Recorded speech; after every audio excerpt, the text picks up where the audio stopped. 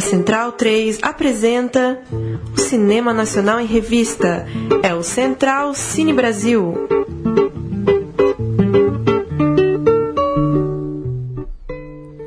Salve, salve, Central Cine Brasil no ar, mais uma edição do nosso podcast para tratar de cinema nacional aqui na Rádio Central 3. Toda noite de quinta-feira a gente chega por volta de 7h30, 8 horas, tanto nos canais da Central 3 quanto no feed, para você que assinar no seu celular. É só buscar aí no seu player de celular, joga aí Central Cine Brasil ou joga Central 3, que vai aparecer o podcast para você assinar e receber um novo papo toda noite de quinta-feira. Eu sou Paulo Júnior, tenho ao meu lado Bruno Graziano. Olá. Boa noite, Paulo. Mais uma noite aqui para fechar este ano de ouro, se não da história, ao menos do século. Que coisa, hein? Murilo Costa, boa noite. Boa noite, Júnior. E hoje com mais um dos filmes que pra mim foram um dos destaques da mostra, né? Semana passada o Gabriel, que pra mim também foi um dos melhores, e hoje Cartas para um Ladrão de Livros. E a gente está aqui com Carlos Juliano Barros, que é parceiro ao lado do Caio Cavecchini de Cartas para um Ladrão de Livros, como o Murilo adiantou, filme exibido na Mostra de São Paulo há alguns dias, filme que também passou pelo Festival do Rio, e mais uma vez a presença do Carlos Juliano aqui nos estúdios. Tudo bem? Opa, eu que agradeço aí o convite, muito obrigado, um prazer estar aqui. Juliano, queria começar primeiro lembrando, né, para quem nos acompanha aí nos últimos meses, ouviu você para tratar do filme que você acompanhou, o parlamentar Jean Willis, depois um filme em que você investiga e faz uma certa... e denuncia também o uso indevido do amianto, e agora você vem com a história do maior ladrão de livros raros do Brasil, ou pelo menos assim tratado pelas autoridades, por quem é do ramo. Começar com uma pergunta bem conceitual mesmo. Por que contar essa história, né? Os dois outros filmes, eles têm uma ligação mais, não sei, vou chamar de mais pragmática com o cotidiano, né? Tá pegando um deputado num momento aquecido do país, tá pegando um assunto urgente como o caso do amianto. E agora, por que contar a história do Laécio? Como que você vê essa curva, né, com esses três filmes que você lançou recentemente? Bacana. Então, na verdade, esse filme já é a quarta parceria entre mim e o Caio, né? Nosso primeiro filme é o Carne e Osso, um documentário sobre condições de trabalho em frigoríficos. Depois a gente fez o Jaci, que fala sobre os impactos socioambientais da da usina de Jaci lá em Rondônia. Depois teve esse documentário Entre os Homens de Bem sobre o deputado Jean Willis, e agora o Cartas para um Ladrão de Livros. Os dois primeiros, né, na verdade, foram obras realizadas pela Repórter Brasil, né? O documentário sobre o amianto também é um documentário da Repórter Brasil, ou seja, são 3 longas-metragens aí que discutem questões relacionadas ao ambiente de trabalho, né? Enfim, porque essa é a linha editorial da Repórter Brasil, né? Uma organização de comunicação daqui de São Paulo. Já o documentário sobre o Jean e sobre o Laécio são documentários mais autorais, digamos assim. São ideias que a gente teve e que não necessariamente dialogam com a linha editorial da Repórter Brasil, né, essa organização para a qual a gente colabora. Mas eu acho que mesmo comparando o filme do Jean com esse do Laécio, certamente esse do Laécio é o mais autoral de todos que a gente fez, né? E digo mais, eu acho que esse documentário é o primeiro que é de fato uma história, né? Ele é o mais narrativo dos filmes que a gente fez de longe. Os outros são mais dissertativos, digamos assim. São documentários que refletem sobre a realidade, documentários que buscam, de certa forma, uma incidência social também, né? De tentar intervir em questões políticas prementes. Mas o documentário do Laécio, ele também tem, evidentemente, uma questão política, né? Ele pode seguir dessa forma, mas eu acho que ele é, acima de tudo, uma boa história, assim, né? Uma história que é muito curiosa, muito maluca, que chegou até mim 5 anos atrás e que foi sendo lapidada aí ao longo desse tempo todo para que o filme fosse lançado agora nesse ano. Juliano, é uma grande investigação de personagem, né? O filme, pelo menos no meu ponto de vista. E eu entendi assim que a figura do malandro é uma coisa que sempre fascinou o cinema, né? A gente tem aí 9 Rainhas, que é o golpista descarado, prenda-me se for capaz, ou até essa coisa mais folclórica brasileira do malandro bonzinho, do Chicó, do João Grilo, mais recentemente a gente abordou Malas Artes. De onde fica nesse meio termo aí o Laécio? Entre o jeitinho brasileiro e o malandro mau caráter mesmo? E como que foi lidar com isso, né? Essa beira do dilema ético, em engrandecer essa figura, mostrar os grandes feitos, dar um certo glamour, né? Não tem como fugir um pouco disso. Como que foi tratar essa questão para vocês? Boa pergunta. Inclusive, eu começar respondendo com uma curiosidade, o Laécio disse que o Prenda-me Se For Capaz é um dos filmes preferidos dele, né? Ele sempre faz essa brincadeira. Então, na verdade, assim, no começo do filme mesmo, uma das primeiras, assim, as pessoas que não assistiram talvez não entendam, mas o título Cartas para um Ladrão de Livros vem justamente de uma série de cartas que foram trocadas entre mim e o Laécio ao longo, né, das temporadas em que ele permaneceu preso. E logo na primeira carta que eu mando pro Laécio, quando ele estava preso em Bangu, eu disse para ele que eu não tinha qualquer juízo de valor formado sobre ele, né? Que eu não considerava nem um criminoso frio e calculista e nem um pobre coitado injustiçado. Né? Então, que na verdade eu gostaria de ouvi-lo para poder contar a história dele e chegar a alguma conclusão, se é que eu conseguir chegar, na verdade. Mas eu acho assim que o Laécio, ele tá longe de ser um santo, né? E isso assim é evidente. Ele cometeu uma série de crimes, em alguma medida ele tem até um certo orgulho de falar sobre isso. Enfim, ele é de fato um cara que cometeu, né, uma série de irregularidades, lesou o patrimônio público, e isso de fato não pode ser de forma alguma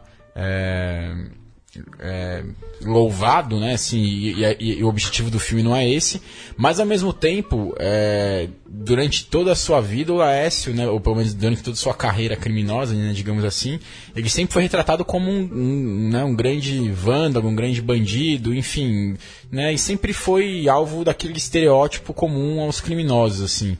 Só que mas eu acho que a função do cinema é exatamente essa, assim, a gente conseguir tentar contar uma nova história, enfim, né, dar um zoom out, trazer detalhes, né, fazer um zoom out, fazer um zoom in, assim, ou seja, fazer com que essa história seja contada por outros caminhos que não os corriqueiros, né? Assim, o Laécio é um cara que já estava super marcado aí nas páginas policiais, era uma pessoa que já é hiper conhecida, e, né, sobretudo dos gestores de equipamentos públicos. E então, mas ao mesmo tempo, acho que nunca nenhuma matéria tinha dado conta, né, de retratar quem é essa figura, uma pessoa que, né, um cara que começou a furtar por conta de uma paixão adolescente pela Carmen Miranda, né, e aí de repente começou a perceber que isso dava dinheiro, foi se capacitando. Ele é uma pessoa super inteligente, isso é inegável. Não vou dizer que ele seja um erudito, um professor universitário, né, titular, que tenha um conhecimento hiper detalhado sobre a história, né, das publicações, mas ele é um cara que tem um conhecimento bastante impressionante mesmo, assim, conversando com ele, né, ele tem uma série de informações de bate-pronto, assim, que chamam bastante atenção. Enfim, é uma pessoa que ganhou muito dinheiro, né, muito rapidamente, gastou tudo também, foi pra prisão, conheceu figuras, né, muito curiosas na prisão, assim, tem uma série de coisas que infelizmente não couberam no filme, né, mas sei lá, o Laécio chegou a ficar preso com o Salvatore Cacciola, né, aquele banqueiro lá no mesmo pavilhão em Bangu, assim, e ele tem um humor muito abusado, ele é um cara muito engraçado, né, então, enfim, então assim, acho que o que mais choca, né, eu acho que é justamente essa amoralidade com que o Laécio fala sobre tudo, assim, o que de alguma forma reflete bastante a falência da nossa sociedade, assim. Eu brinco que, pra mim, talvez a melhor imagem que define o Laécio, para tentar responder essa pergunta aí finalmente, é a do Coringa do Batman, assim, sabe? O Laécio, parece que a vontade dele é ver o circo pegar fogo, assim. Então, eu acho que ele se diverte com isso. E claro, ele vai ser hiper condenado por uns, né? E é normal que isso aconteça, ele próprio sabe disso. Mas ao mesmo tempo, por toda esse carisma que ele tem, por ser uma pessoa ao fim e ao cabo engraçada também, ele acaba cativando outras pessoas, né? Eu acho que é isso que é bacana, assim, o filme também tenta te aproximar e te distanciar dele, assim, em vários momentos, né? Provocar essa aproximação e essa repulsa, porque o Laécio, ele é assim, o Rafael Veríssimo, né, que é o nosso o nosso homem do som, né, do filme, ele sempre dizia que o Laércio provocava vales de empatia, né? Então tinha momentos em que ele se afeiçoava ao Laércio e momentos em que ele, né, não suportava ouvir o Laércio falar, assim. Eu acho que essa é uma boa definição mesmo. E os próprios personagens do filme, né? Tem personagens que, mais de um, se eu não me engano, que aparecem em 2 momentos. E um odiando o Laércio, outro dando risada, mostrando até um certo carinho. Por conta de tudo isso que você falou, né? Exato. E assim, e acho que, no final das contas, na verdade, esse filme fala assim, acho que a questão do crime propriamente dito que o Laércio cometeu me parece secundária, assim. Então, se o Laércio, tudo bem, é um ladrão de livros, mas pouco importa se é um ladrão de livros, um ladrão de banco, um ladrão de, sei lá, de qualquer coisa. Porque, na minha opinião, o filme, ele toca em outras coisas, assim, como vaidade, uma necessidade existencial de se afirmar no mundo, ainda que por uma via meio torta, criminosa. Eu acho que é por isso que o filme também acaba provocando debate, né? E isso foi uma reação que que a gente teve bastante das pessoas, assim. Muita gente falou, pô, a gente saiu, né? Assim, eu fui ver com a minha namorada, saí discutindo com a minha namorada. Meu irmão falou que foi ver com as filhas dele e falou, pô, a gente voltou o tempo inteiro discutindo, né? Porque o filme, acho que ele provoca isso, esses vales de empatia, né?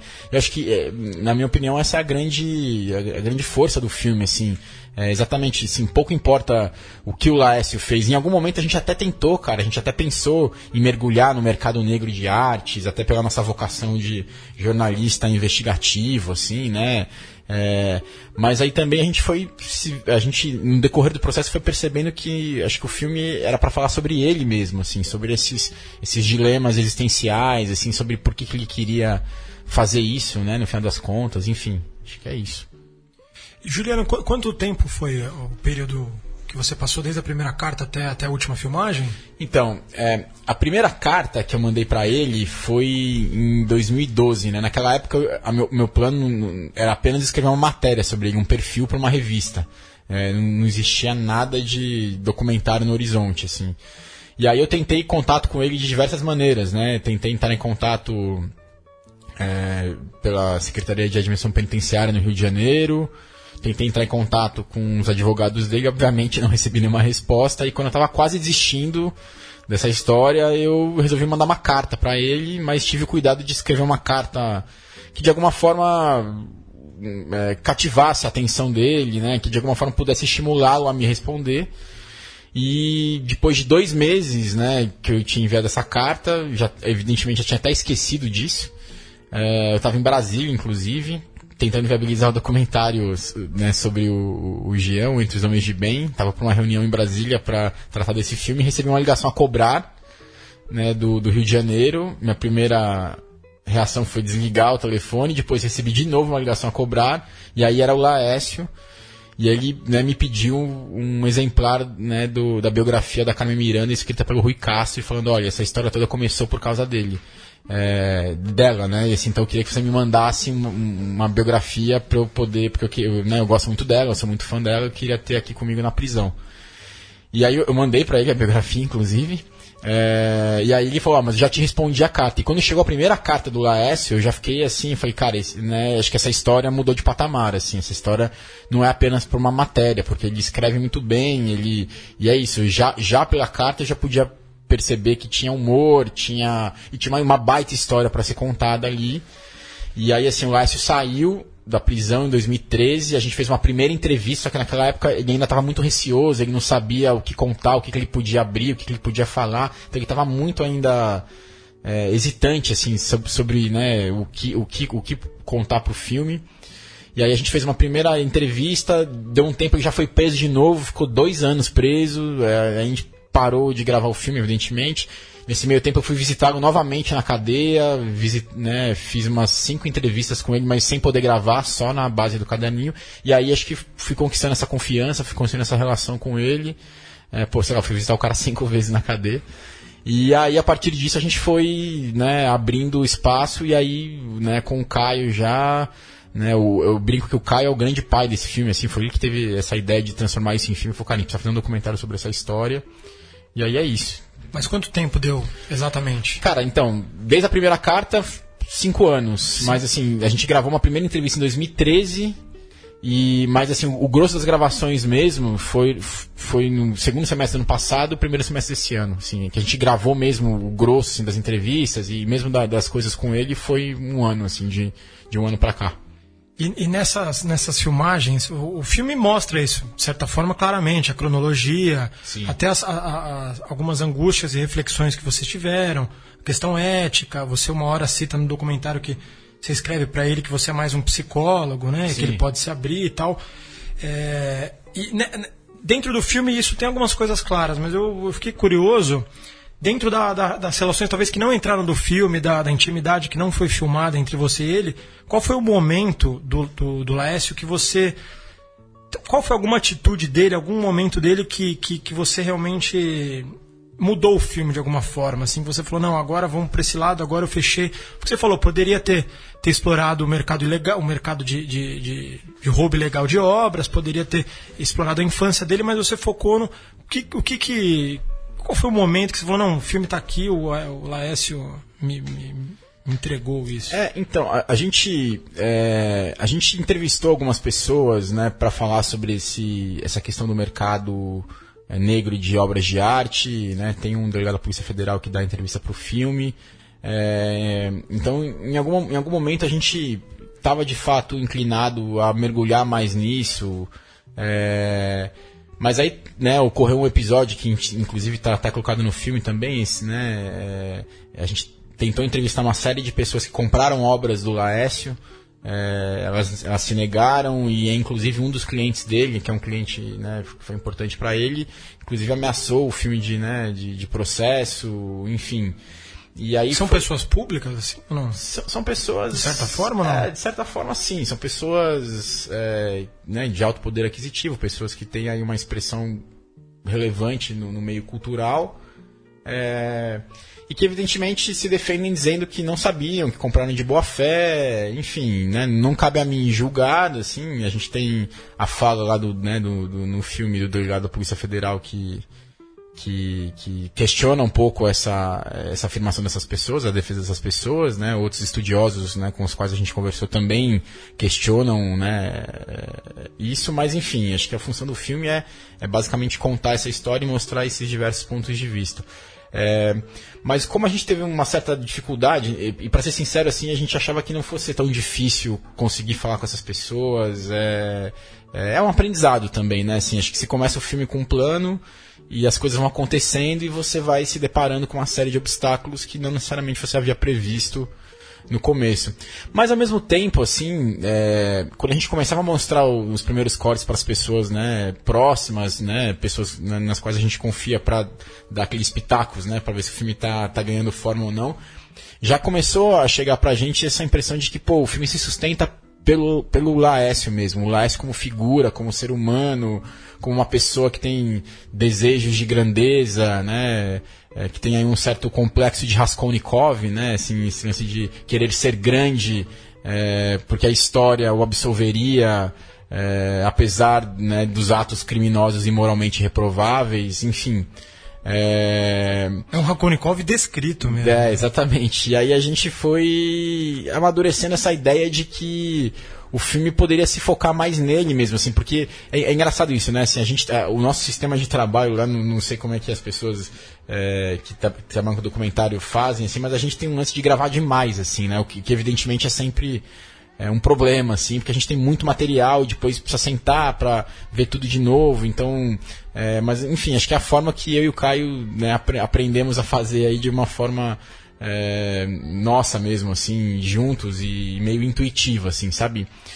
Então, de gravar alucinadamente, de ter muita coisa e de ir revisitando esse material na ilha de edição, né? Assim, porque às vezes a gente tem umas lembranças, umas reminiscências de passagens que a gente julga interessantes, mas na hora que você vai ver, né, sei lá, o momento dizia mais do que de fato a imagem, né, na timeline ali. Então, a gente foi vendo o filme, né, à medida em que a gente ia revisitando o material. A gente evidentemente já tinha alguns esqueletos prontos, assim, né, algumas espinhas dorsal, uma espinha dorsal pronta, que era exatamente essa relação entre mim e o Laércio e essa narrativa das cartas, que seria aí o fio para costurar toda a história.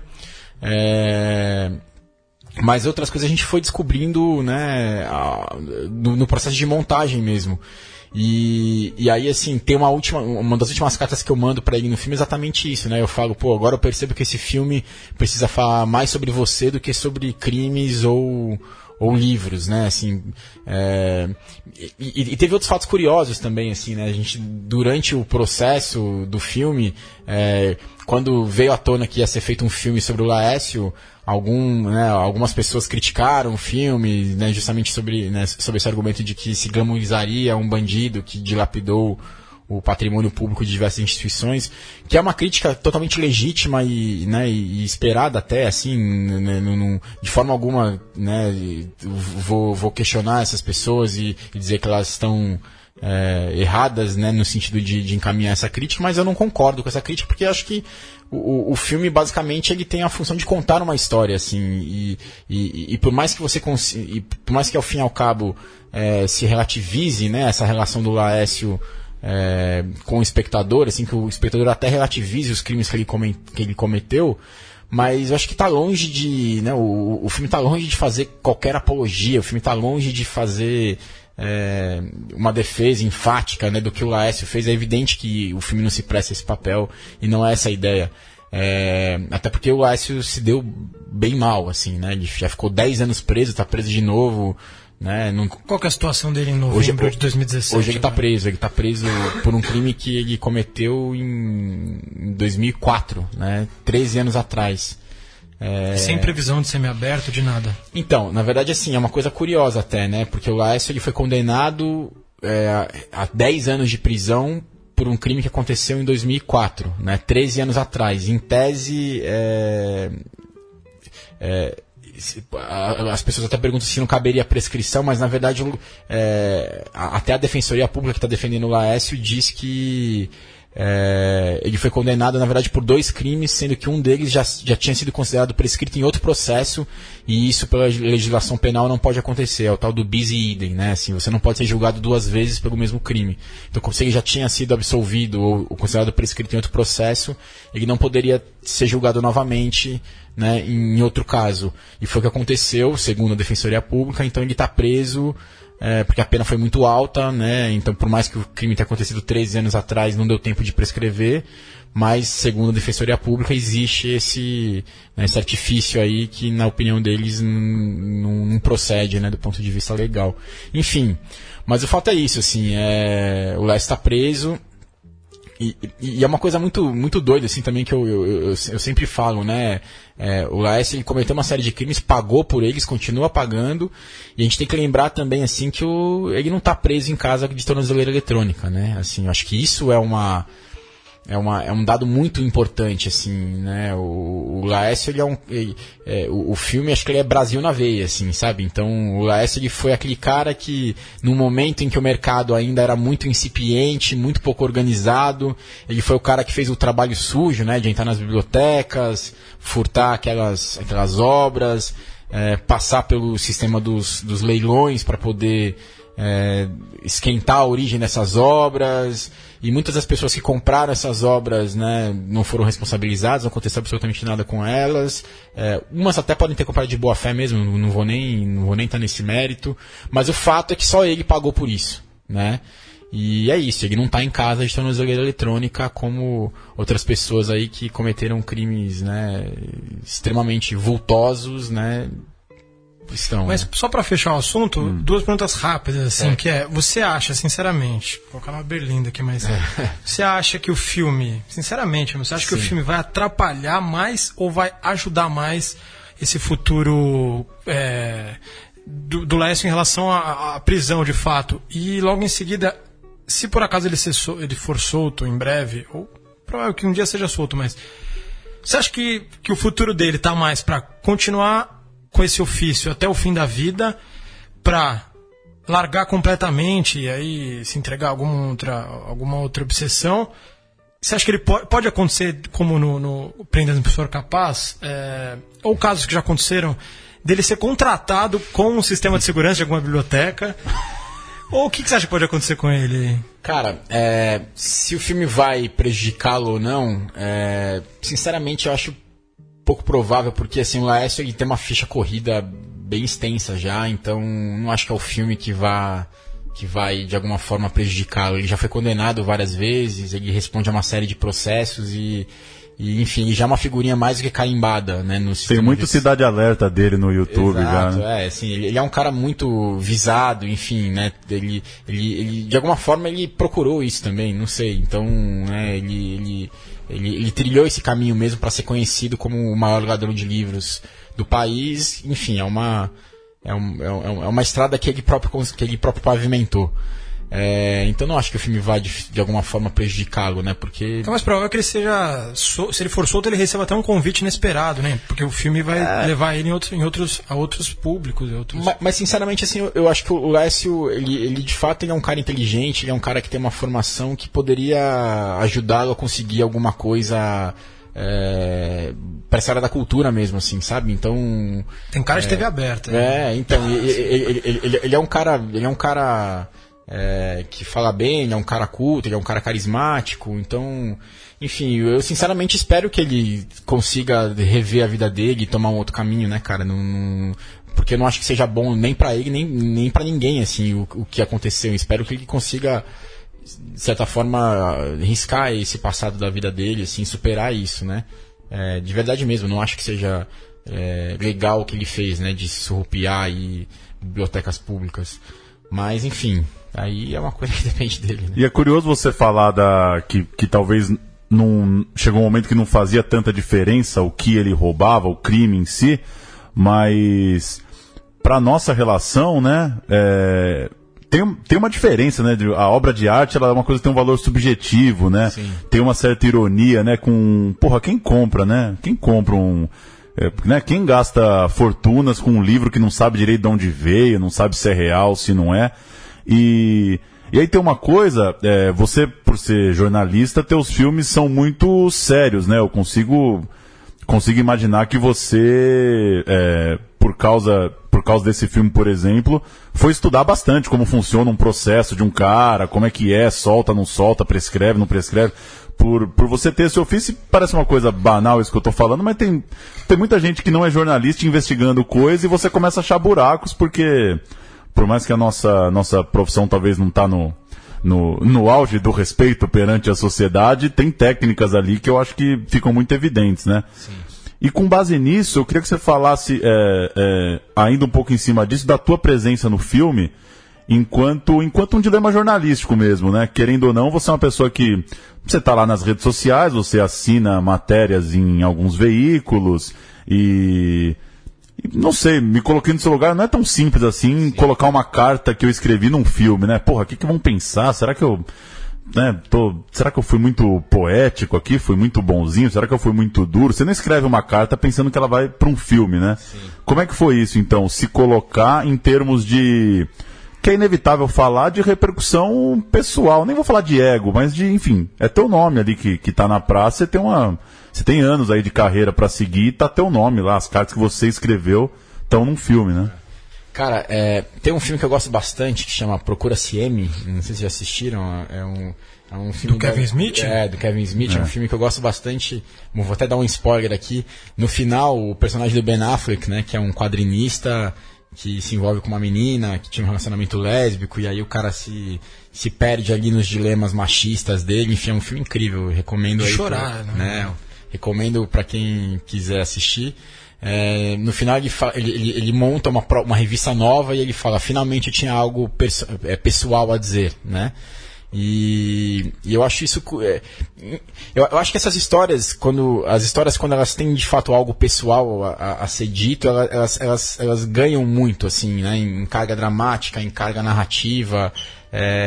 Eu sou amigo do Julian Fuchs, né, aquele escritor. A gente é colega de faculdade aí, né, da mesma turma, inclusive. E o Julian acabou de ganhar aí o Jabuti, ganhou o prêmio Saramago com o último livro dele, A Resistência. E dos livros dele eu falei pra ele, assim, já falei isso pra ele, que na minha opinião é de longe o melhor, porque é o livro mais pessoal mesmo. Ele conta uma história, né, da família dele, do irmão dele.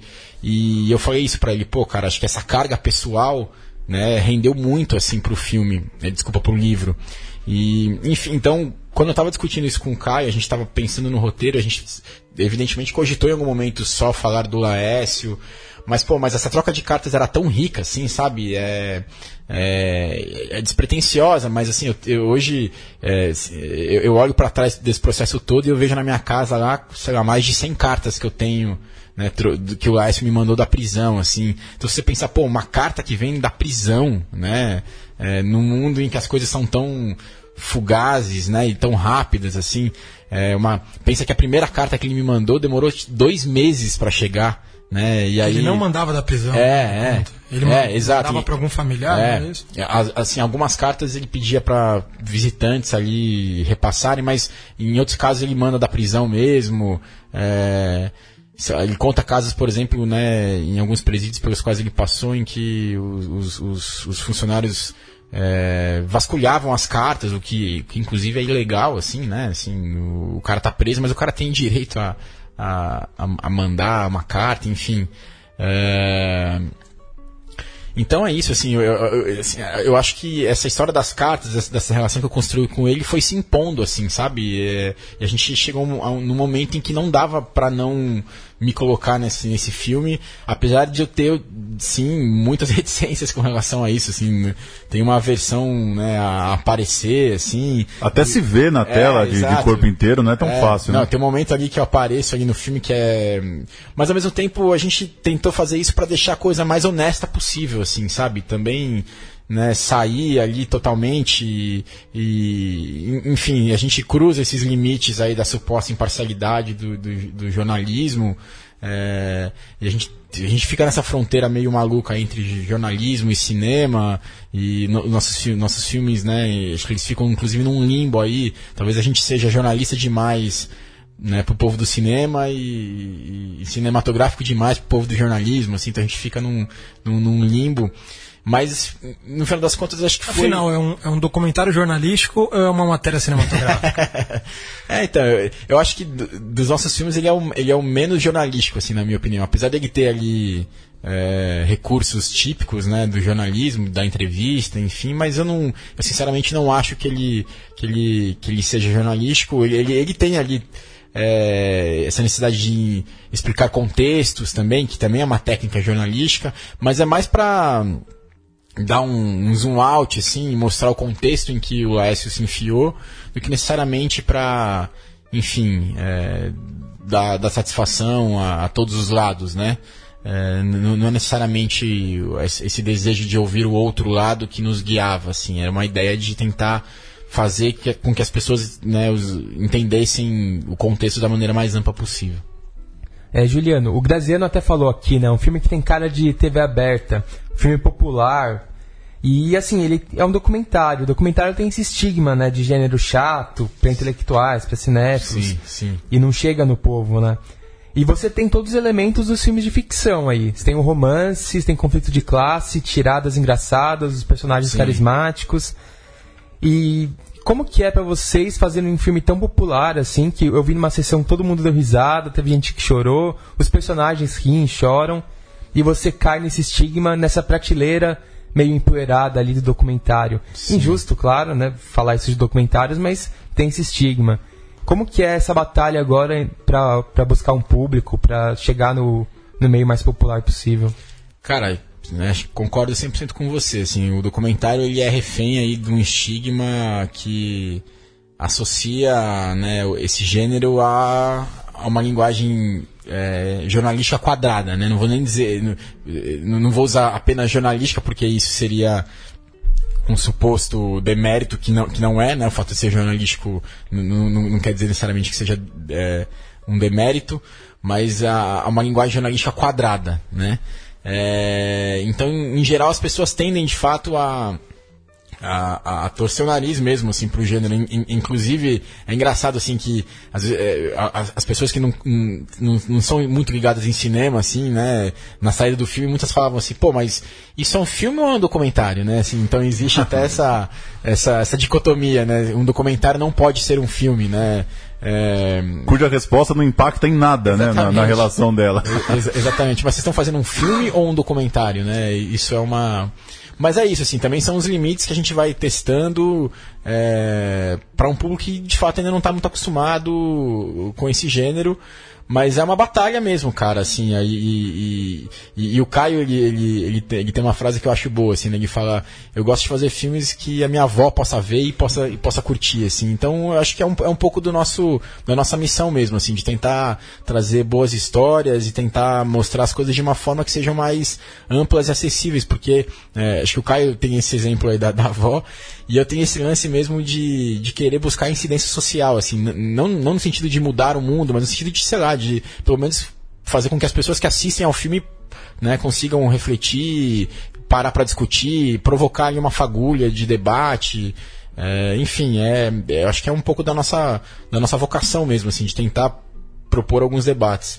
E agora é isso, assim, né, cara, a gente tem esses circuitos dos festivais que a gente está rodando ainda, começou no Festival do Rio, foi para a mostra, né, esperando a resposta aí de outros festivais, dentro e fora do Brasil. Depois o filme acho que vai entrar em cartaz, vai ficar, né, um tempo aí em cartaz, a gente não sabe ainda exatamente. Tem previsão já para o primeiro semestre? Para o ano que vem, assim, por volta de fevereiro, assim, no comecinho do ano que vem o filme entra em cartaz e depois ele vai, né, para os canais do Grupo Globo, que o filme é uma coprodução com a Globo News e com a Globo Filmes, então ele vai para os canais do Grupo Globo. E quando eles entraram, a Globo News e a Globo Filmes, vocês já estavam na finalização? Como é que foi? Não, na verdade, assim, o filme, quando a gente começou a gravar o filme, as primeiras entrevistas ali, né, as primeiras coisas que a gente fez com o Aécio, basicamente, né, o filme, naquela época éramos eu, o Caio e o Cauê, né, que é o nosso diretor de fotografia. E aí... Vocês prepararam algum projeto? Então, aí depois a gente teve a participação com a Boutique, né? Assim, a gente, por meio do Gustavo, que, né, já era uma pessoa com quem a gente queria trabalhar há algum tempo. Ele também, né, já vinha sondando a possibilidade de trabalhar com a gente há algum tempo. E aí a gente, né, conversando, chegou a esse acordo com ele. E essa parte da produção executiva, na verdade, quem tocou foi o Gustavo, assim, né? Então, sobre a viabilização de recursos, enfim, coproduções, tudo isso foi um trabalho que coube ao Gustavo. O que foi muito bacana também, assim, cara, de verdade, porque nos outros filmes que a gente fez, né, as coisas sempre foram muito... guerrilheiras, assim, né? A gente fez coisas pela Repórter Brasil, mas a Repórter Brasil é uma organização de jornalismo, então a gente, né, não estava ainda nessa seara de cinema mesmo, assim, eu principalmente, né? O Caio já tinha feito outras coisas, mas acho que a Boutique, ela trouxe um aporte pra gente, assim, né, de estrutura mesmo, muito bacana, assim, muito bacana mesmo. Acho que o filme não teria ficado... né, assim, não teria tido o mesmo resultado sem a Boutique, assim, mas incomparavelmente, não só, né, em termos de pós-produção, né, mas assim, uma série de coisas que possibilitaram que a produção mesmo do filme fluísse de uma maneira mais bacana. Só aproveitando o assunto, tem 4 documentários estreando hoje no circuito. Olhando para as Estrelas, do Alexandre Peralta, documentário sobre uma professora, uma bailarina adolescente, filme que rodou bastante aos festivais. Para Além da Curva da Estrada, do Guilherme Azevedo, acompanha caminhoneiros. Tem No Intenso Agora, documentário premiado aí de João Moreira Salles. Tem o Aqualoucos, outro documentário do Vitor Ribeiro, que também estava na mostra, né? Sobre os atletas palhaços ali, né, famosos aí nos anos 50, nos anos 80. E aí, enfim, queria saber de você, o circuito comercial, qual que é a tua relação, pensar hoje documentário no circuito comercial, tanto enquanto espectador mesmo, enquanto alguém que acompanha aí o cinema nacional, você acha que tem sentido, tal, enquanto realizador, é um pouco de fetiche do realizador, ver o filme dele lá estrear? A gente conversou aqui recentemente, agora não lembro qual programa foi, em que alguém disse que tem que insistir, por mais que vai fazer 600 pessoas, quer que o filme esteja lá. E já tem gente que acredita que o documentário pode ir para sessões especiais, pode ser focado na TV, enfim, como é que você vê o circuito comercial pode te frustrar, digamos, pelo público? Cara, tem 2 coisas aí. Eu acho que ir pro cinema é essencial, né? Porque o cinema, ele é um templo, né? Ele é um templo de resistência sob vários aspectos, assim. É um momento em que você entra na sala escura, se desliga do mundo e de fato presta atenção. Né? Ver o filme no cinema é uma relação completamente diferente de ver o filme na sua casa. Mesmo que você, né, queira de fato assistir um filme, né, a sua relação com a obra é completamente diferente quando você senta naquela cadeira, né, na sala escura do cinema. É um outro tipo de assimilação mesmo, né, da obra. Mas eu não acho necessariamente que o circuito comercial de cinema seja imprescindível, porque ele é bem difícil, né, cara? Assim, a grande verdade é essa. A gente tem uma taxa de ocupação baixíssima dos cinemas de forma geral. Os filmes que têm muita bilheteria são filmes, né, mais blockbusters, assim. Então, a grande maioria dos filmes tem uma taxa de ocupação muito baixa. Média é 20%. Exatamente. Inclusive, eu tive até uma vez uma conversa com o Manevi, né, que foi presidente da SPCine. Presidente da SPCine, e ele falando justamente como a SPCine estava, inclusive, com uma média de ocupação maior que a média, né, das salas comerciais, e como era importante esse trabalho, né, de levar o cinema para as periferias, enfim, um trabalho muito bacana que ele fez à frente da SPCine. E é isso, assim, mas então a gente vai entrar em cartaz porque eu acho que é importante, né? Vamos torcer para que o filme tenha aí faça um bom público, mas, né, mas ao mesmo tempo eu tenho dimensão do que é fazer documentário no Brasil, assim, então, ou talvez no mundo inteiro, não sei. A gente sabe que não é a tendência é que não haja um grande público, assim, né, sendo bem sincero. Vamos torcer para que estejamos redondamente enganados, mas a tendência é essa, né? Então, mas ao mesmo tempo eu acho que é possível criar um circuito paralelo de cinema também, né, cara? Não necessariamente que seja que passe por esse circuito comercial, mas que passe por sessões on demand, por exemplo, assim, né? Existem vários grupos aí, cito, por exemplo, a Taturana, né, que é uma rede aí organizada pela Carol Misorelli, e uma grande parceira aí também. Fazendo um trabalho incrível. Fazendo um trabalho incrível de fazer essas sessões que, às vezes, numa sessão organizada on demand, você consegue reunir um público que é maior, né, do que uma semana inteira de exibição, um mês inteiro de exibição num circuito comercial. Então também acho que existem uma série de mecanismos aí para se pensar também, né, cara? Então, entrar no circuito comercial, claro, é legal pra caramba, eu acho que é importante, mas às vezes é proibitivo, né? Assim, às vezes os custos são proibitivos, e aí acho que é possível pensar em estratégias diferentes. Eu lembro, por exemplo, o Carne e Osso, que foi o nosso primeiro documentário. Cara, a gente rodou, assim, o Brasil, literalmente o Brasil inteiro com esse filme, passando não só em cinemas, mas em faculdades, sindicatos, assim. Foi um filme, assim, de verdade, muito visto mesmo, assim, sabe? Não só na TV, mas também por esse público que, em geral, também não está muito acostumado a ir a cinema. O que é muito bacana também, né? Você democratiza o acesso, você lida com pessoas que não estão acostumadas a ir a cinema, enfim. Então, também acho que existe uma série de outros mecanismos aí para desovar o filme, né? A gente falou do público. Gabriel Montanha, que a gente abordou no programa passado, fez 13 mil pessoas no seu primeiro final de semana, 11 mil pro remake de Dona Flor e Seus Dois Maridos. Até o final de outubro foram vendidos 15,8 milhões de ingressos para filmes nacionais, queda de 36%. A gente já vem falando disso ao longo do ano, né? Temos menos filmes, menos fenômenos gigantescos, como vinha acontecendo nos últimos anos. Temos de fato, esse ano, né? 2 filmes passando de 1 milhão, é isso?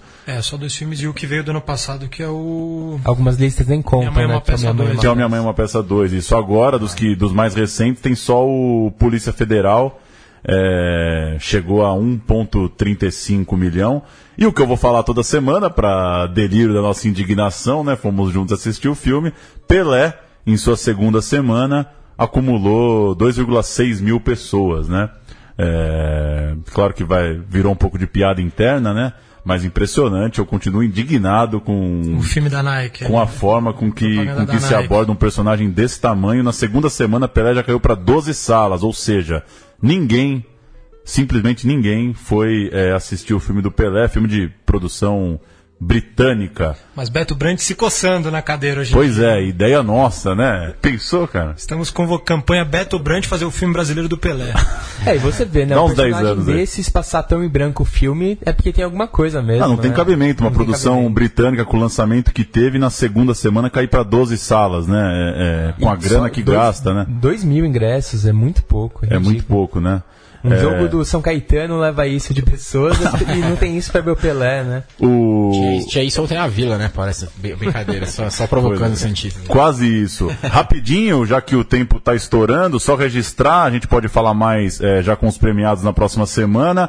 Tá rolando Janela de Cinema lá no Recife, competição de longas já teve As Boas Maneiras, o aguardado filme aí de Juliana Rojas e Marco Dutra, melhor filme no Rio, premiado em Locarno. Ainda dá para pegar Baronesa, de Juliana Antunes, tem sessão domingo às 2, lá no Cinema São Luís. E Era Uma Vez Brasília, do Adilei Queiroz, também já foi exibido. São esses os 3 brasileiros na competição de longas, lá do Janela, em Recife. E no Panorama Coisa de Cinema, em Salvador, começou ontem. Rapidinho passar a lista da Mostra Competitiva Nacional. Antônio 123, do Leonardo Moura Mateus, o já citado Baronesa. Tem Café com Canela, filme que se passa lá no Recôncavo Baiano, da Glenda Nicásio e do Ari Rosa. Diários de Classe, outro representante do cinema baiano, da Maria Carolina e do Igor Souza. La Manuela, da Clara Linharte. Música para Quando as Luzes se Apagam, filme do Ismael Canepelli. Animal Cordial, da Gabriela Amaral Almeida. E Pela Janela, da Carolina Leone. Vários desses filmes passaram também por Rio, São Paulo, agora estão lá no Nordeste. Você assistiu, Juliano, As Boas Maneiras, por acaso? Putz, cara, viu? eu não consegui ver, cara. Pois é, esperando. Qual que é o aqui. destaque do ano aí, Juliano? A gente vem defendendo que, piamente, acho que quase unânime, que esse ano é fora da curva na história do cinema brasileiro. O que você destaca nesse ano aí, já chegando quase em dezembro? Brasileiro, né? Eu tô muito curioso ainda pra ver o Gabriel e a Montanha. O Caio assistiu. O Caio, inclusive, quando ele fez um post aí dizendo que ele coloca o Gabriel e a Montanha como um dos melhores filmes que ele viu nos últimos tempos aí. Então, né, e acho que a própria estreia aí também fez um público interessante no primeiro fim de semana. Vou de Gabriel e a Montanha. O famoso não vi, já gostei. Exatamente. E eu assisti hoje no Intenso Agora, a gente pode falar mais semana que vem, que é filmaço, aço. O filme do ano pra mim, eu já coloco assim, por enquanto. Impressionante o arquivo de imagens de maio de 68 em Paris, negócio absurdo, assim. As imagens, né, que a mãe do João Moreira Salles fez na China, recuperadas por ele, e o texto que eu falava com o Juliano antes do programa eu realmente fico impressionado que alguém consegue fazer um texto de 2 horas para um documentário e que consegue não cair no piegas, né? Um texto que fala mamãe, que fala de amor, que fala de felicidade, mas que consegue ter a sua poesia, assim, num tom muito bom, né? De fato... E o filme fala de vários momentos históricos, vários países, costura tudo isso e fala sobre o Brasil de hoje. Pois é, não, é impressionante. Uma pergunta que seria para fazer para ele onde esse filme é brasileiro, né? Porque é um filme da ocupação soviética na Tchecoslováquia em 68. É um negócio de louco, né? O lugar que ele chega, né? Falar de Praga, falar de Paris e conseguir trazer para o Brasil de hoje e ter críticas, por exemplo, como hoje, não sei agora se na Folha ou no Estadão, que diz o filme é sobre felicidade, né? Então dá para ver a profundidade do filme, né? Foi numa das grandes histórias do século XX para falar também de coisas tão singelas. Realmente espero que seja visto. Tem uma estreia até que grande, né? E o Amir Labak por seu João falou hoje no Valor Econômico, achei muito legal. E que é muito isso, né? É o próprio nome do filme, né? Que é um filme sobre os momentos específicos. Que coisas que foram e passaram.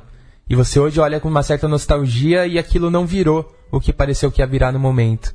Pois é, dá pra fazer uma ponte aí com a juventude de 68, né, com as reflexões que ele faz pós 68 lá na França, com a nossa própria geração aqui no Brasil, né, uma sensação de nostalgia precoce, né, que ele aborda muito bem.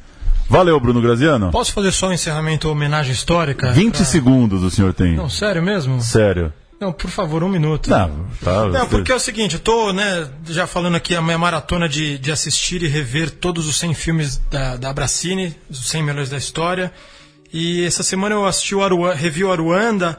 Então minha homenagem a Lindo Arte ao Linduarte Noronha, eu tô numa fase bem obsessiva aos filmes dos anos 50, brasileiros, que são, deram origem ao sentimento do cinema novo, não tanto a linguagem, mas ao sentimento, e que romperam um pouco os festivais. Esse filme Aruanda foi filmado na Paraíba, numa comunidade quilombola, e acompanha o processo da feitura manufatureira do vasos de barros, que era a única forma de sustento desses quilombolas. E é um filme que teve Vladimir Carvalho na assistência de direção, Rúker Vieira na fotografia, que é lindo, é atual, é chique, é incrível, tem trilha sonora regional embasbacante. É um curta, vale a pena, tem no YouTube, dá para encontrar fácil. E o filme é de 59 que foi apoiado na época pelo INSE, dirigido pelo Humberto Mauro, que emprestou a câmera para a realização do filme. Vale a pena. Aruanda é uma aula de documentário, uma aula de história. E uma curiosidade, numa entrevista do Linduarte, que ele disse que o Glauber Rocha, ainda um menino na época, não tinha feito nenhum longa, só tinha feito curta-metragem Pátio. Ele assistiu Aruanda no cinema e chegou no Linduarte e falou: como eu era burro, como eu era burro. Então, e ele, depois, nas cartas que o Glauber escreveu, ele sempre cita o Aruanda como um ponto de virada na vida dele, na carreira dele. E só mais 2 filmes destaques aí do top 100 da Bracini, que eu assisti essa semana. Guerra Conjugal, do Joaquim Pedro de Andrade, um filme... Esse é bom. Corajoso, filme que hoje seria tido até como uma pessoa não dá, datado. Filme, não, é corajoso porque realmente aborda... Mas não dá pra fazer esse filme hoje, da forma com que ele foi feito. Com dinheiro público não seria feito, então é muito acima. E o outro filme que eu achei um barato, que eu não conhecia, é o Cabaré Mineiro, filmado no... Esse é bom. Você que é Montes Claros, né? Montes Claros, grande apreciador dos cabarés do Cerrado brasileiro, norte de Minas Gerais. Esse é filmado. Cabaré Mineiro, que é um grande filme mesmo, um filme estarrecedor esteticamente. Tá na lista do 100, o Cabaré? Tá na lista, e não lembrava, eu não desconhecia a existência do filme. É do Carlos Prats, que é produtor também do Guerra Conjugal, enfim, vale a pena. E você falou da lista dos 100, eu lembrei que o Merten começa a crítica dele sobre No Intenso Agora, hoje no Estadão, falando que já tem que mudar o topo da lista já. É outro que acha que o filme vem pra bagunçar. Não, o No Intenso Agora. Nos documentários, ele diz, claro, ele pega a lista dos documentários e pra ele No Intenso Agora já dá pra ser colocado ali à frente de Santiago, quem sabe até à frente de Cabra Marcada, enfim, mas aí listas são listas. Valeu, Murilo. Eu achei que o Graziano ia pedir a palavra para falar sobre o lançamento do Baderna. Pois é. Bem lembrado, quinta que vem, Espaço Mungunzá, Teatro de Container, lá na Rua dos Gusmões, 63. Vai estrear meu filme Baderna, um documentário independente sobre uma cidade emancipada do Brasil. E é gratuito a partir das 8 horas. Vai passar também alguns trailers de filmes de realizadores que fizeram filmes sem o braço do Estado ou de empresas, 100% independente. Vai ser uma festa do cinema independente aí, quinta que vem. Estaremos lá. Valeu, Juliano. Obrigadão por vir aí. Obrigado mais uma vez aí pela oportunidade, muito bacana esse espaço aqui. E também dizer que o documentário brasileiro floresce, assim, né? Acho que eu até estava pensando na minha fala inicial, foi um pouco pessimista, mas muito pelo contrário. Acho que, na verdade, é um gênero que vem crescendo bastante, sendo explorado ali nos seus limites criativos, né? Também. Então é isso, cara. Eu agradeço demais a participação. Foi ótimo o papo. E quero uma promessa aqui do Juliano que é todo ano, hein? É um por ano agora, hein? É um por ano. E você falou documentário, ouviu o Milton Orrata dizer esses dias, que é organizou aquele livro do Coutinho, né? Um jornalista aí, trabalha em editoras, que talvez o documentário é o lugar de invenção do cinema hoje, né? Se tem um lugar que dá pra gente brincar e tensionar relações, é no documentário, né? Realidade e ficção, né, cara? É muito legal isso mesmo. Seguimos fãs e acompanhando. Valeu, a gente vai encerrar com o trailer de Cartas para um Ladrão de Livros, sempre com aquela brincadeira. Não ouço os trailers antes, espero que ele funcione pro rádio. Porque se for um trailer mudo, Juliano, as pessoas vão ficar em silêncio nos próximos 2h33. Valeu, até semana que vem. Microfone, né? Pega um segundinho. Temos aí. Guys, agora conversar, você gosta de conversar, né? Mas aqui dentro a gente tem que poupar as palavras para não se complicar. O que é que a baiana tem? Até eu chegar a roubar um livro de R$1 milhão, tudo começou assim. casa de Carmen Miranda. E esse cara, infelizmente, ficava sentado, constando naturalmente ali. Só que a gente ia imaginar que ele era isso? De jeito nenhum. Ele, com todas essas coisas que ele já aprontou, que você sabe, de roubo, etc., ele não era uma pessoa má de coração. E o Laércio ficou aqui um mês antes, pesquisando, e a gente não tinha a menor ideia de quem ele era. Essa é a foto dele, atual. É um cara que estuda para isso. Infelizmente, o cara estuda para isso. Foi localizado o nome de Laércio Rodrigues. Laércio Rodrigues Oliveira. Laércio Rodrigues de Oliveira. Laércio Rodrigues Oliveira. Mais procurados por furto de livros. Preso desde sexta-feira. Ele se enrolou bastante. E os furtos despencaram. E prova também que cadeia resolve, né? Cadeia resolve. Mas uma coisa que me dói muito mais é saber como uma grande parte da elite brasileira se relaciona com o passado. E que o passado é uma mercadoria a ser consumida privadamente. Isso é monstruoso. Caro Laércio, escrever uma carta como essa não é tarefa fácil. Agora, se você achar que não deve conversar comigo pelo motivo que for, não se acanhe em jogar essa carta na lata do lixo.